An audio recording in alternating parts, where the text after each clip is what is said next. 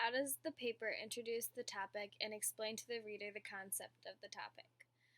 The author introduced the topic by explaining to the reader how children's formation of learning has changed over the years, and also tells the reader the purpose of this essay.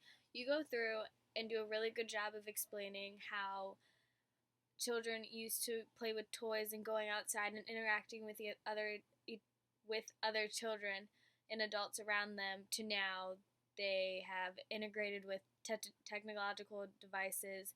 They interact with laptops, tablets, video games, and smartphones. You did a very good job at that.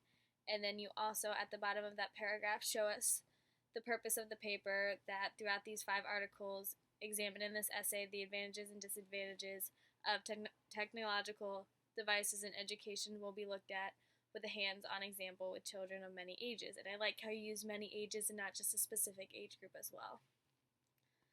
For the second paragraph, it is asking if you use your 5 sources and give the name of the article and the authors and the driving question, not the thesis statement. And yes, I think you do all of these. I don't think you give the thesis statement. I think you give the driving questions and you mention all 5 of the articles.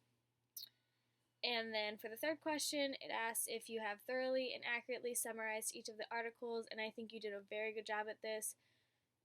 Every explanation you have is on point, and you give a very good explanation of all of them with good examples from your articles as well.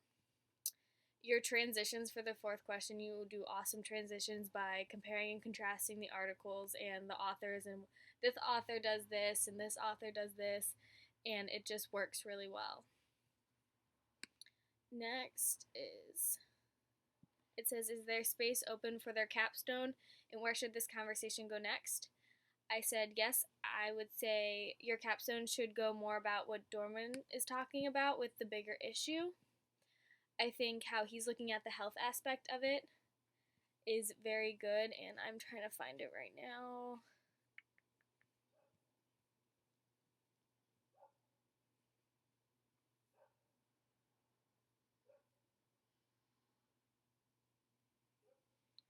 It is this one. I like how it shows how it has negative effects on their health. And I feel like if you do something with your capstone, looking at the health advantages of all this gaming and social media use and technological use, it would be really good to go in this way, because it can induce seizures, cardiovascular implications, and all this other stuff. And I feel like that would be really good for your capstone. And no, you do not put your opinion anywhere in this paper, which is good because you're not supposed to.